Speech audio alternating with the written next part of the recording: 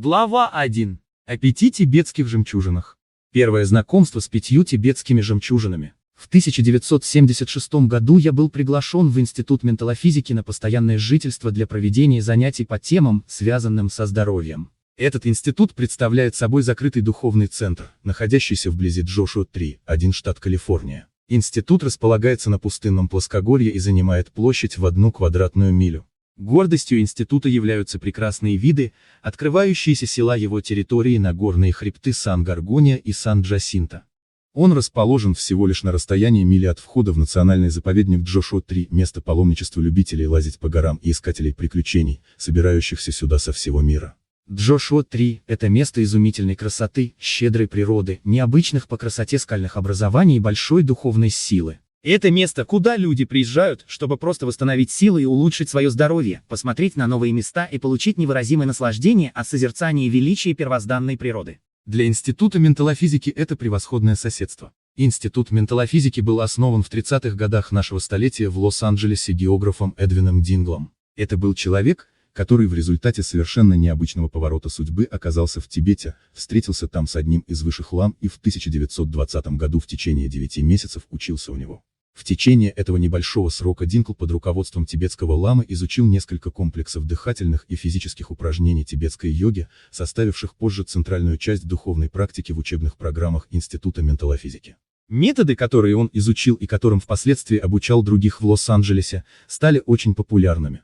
В конце концов, Дингл заказал знаменитому американскому архитектору Фрэнку Ллойду Райту проект и просил его оказать помощь в постройке закрытого духовного центра менталофизики. В течение последующих десятилетий институт стал меккой для последователей духовных учений со всего мира. В то время, когда я приехал в институт, там было значительно меньше слушателей, чем тогда, когда он находился в зените славы. Теперь жилые помещения населяло лишь несколько постоянных жильцов. А одной из них была женщина по имени Рочел, обладавшая чудесным, живым характером и полная энергии, несмотря на то, что ей было уже больше 60. Она рассказывала массу историй из пережитого ею, в которых речь шла о впечатляющих ссорах и разборках между гуру, психологами, духовными адептами, ясновидящими, воплощенными аватарами и кто знает еще какими святыми мужчинами и женщинами. Она представляла собой этакую идеальную смесь интеллигентности, добропорядочности и скептицизма, собранных в лавке древностей. Рочел была ненасытна в приобретении разнообразного опыта и, объездив весь свет, не пропустила ни одного маломальски известного в то время духовного события. Ей были известны все секреты мантр и, предположительно, внутренний смысл большинства из них. Увидев, что я преданно практикую йогу, Рочел дала мне небольшую, но интересную книгу под названием «Древняя практика тибетских лам. Секреты омоложения», написанную Питером Келдером и впервые опубликованную в 1939 году. В книге пересказывались занимательные истории об открытии 5 физических упражнений, которым отставной полковник британской армии, получивший эти упражнения от некоторых тибетских лам из монастыря в Гималаях, научил Келдера. В соответствии с этой книгой, 5 ритуалов омоложения были предназначены для того, чтобы сделать тело сильным, повысить уровень энергетики, помочь регенерации тела и ума и остановить процесс старения. К тому времени я практиковал йогу уже в течение 6 лет и хорошо освоился с большим количеством ее методов. Отчет Келдера, описывавший достоинства 5 ритуальных действий, заинтриговал меня, и я начал включать эти 5 ритуальных действий, способствующих омоложению, в мой дневной комплекс йогических упражнений. Мне нравилась вся эта история об их открытии, романтический рассказ о том, как они были переданы небольшому числу жителей Запада человеком, который изучал их в Гималаях. Мне нравились иллюстрации, на которых изображались отдельные положения, связанные с выполнением упражнений. Внешне они напоминали упражнения йоги, с которыми я уже был знаком, но они также в достаточной степени и отличались от них, так что их использование ни в коем случае не дублировало другие практики в моем дневном режиме. Меня особенно заинтересовало то, что 5 ритуальных действий омоложения были в значительно большей мере похожи на методы тибетской йоги, которым учили в Институте менталофизики, чем на любые другие методы, с которыми мне ранее приходилось сталкиваться.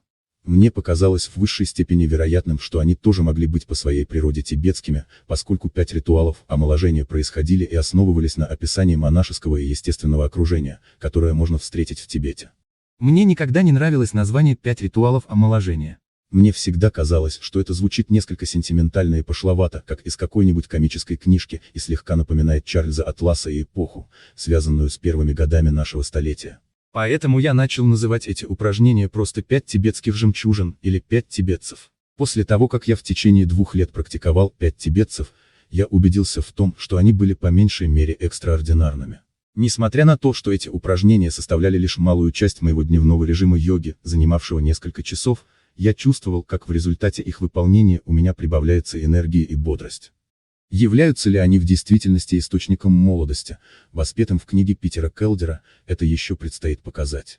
Когда мне будет 80, я напишу очередную книгу на эту тему и все вам сообщу. По крайней мере, они в самом деле необычайно увеличивают силу, энергетичность и ментальную активность. Они открывают энергетические системы тела и ума, но при этом создается впечатление, что они уравновешивали энергию способом, который я никогда не встречал ни в каких других йогических методах или йогических практик. В 1978 году я начал обучать 5 тибетским жемчужинам учеников во всех классах, где я преподавал йогу. Начиная с этого времени, я лично сам поделился 5 тибетцами, по крайней мере, с несколькими сотнями, если не тысячами людей. В 1985 году я включил упражнения, обозначенные как комплекс омоложения, в мою книгу по йоготерапии и питанию, озаглавленную «Позаботься о своем здоровье 2». 5 тибетцев были включены также в мою последнюю книгу «Внутренняя сила. Секреты Тибета и Дальнего Востока», 1988 год. 3. В предлагаемой вам книге представлен сравнительный подход к индивидуальной йогической практике, использующей 5 тибетцев как основу. Особая информация, касающаяся человеческой энергетической системы, в частности, то, что касается чакр, медитации на кундалини и т.п. даст вам полноценный контекст для собственной практики. Являются ли 5 тибетцев на самом деле тибетскими по своему происхождению, это вопрос, на который мы никогда не сможем получить однозначный ответ. Возможно, они пришли из Непала или Северной Индии. Честно говоря, я не могу уверенно ответить на этот вопрос, и по правде говоря, это меня не особенно и волнует. То, что я узнал из рассказов других, свидетельствует лишь о том, что эти упражнения распространялись тибетскими ламами. Кроме этого, мне об их происхождении неизвестно ничего. Но я совершенно уверен в том, что название 5 тибетцев с точки зрения монашеской практики более приемлемо, чем название 5 ритуалов омоложения. Я видел недавно опубликованные книги на немецком, французском и других языках, в которых авторы также говорят о таких же самых упражнениях, как 5 тибетцев, однако предлагаемое мной название произносится значительно легче, чем, например, приводимые в тех книгах 5 Катмандин ЦФ или 5 Уттар Прадеш ЦФ. Лично я думаю, что эти упражнения, наиболее вероятно, родились все-таки в Тибете. Однако проблема, с которой мы тут имеем дело, вовсе не в происхождении 5 тибетцев. Дело в том, что эти упражнения, вполне обычные с точки зрения йогической практики, обладают неизмеримой потенциальной ценностью для тех, кто мог бы посвятить им хотя бы 10 минут ежедневной практике.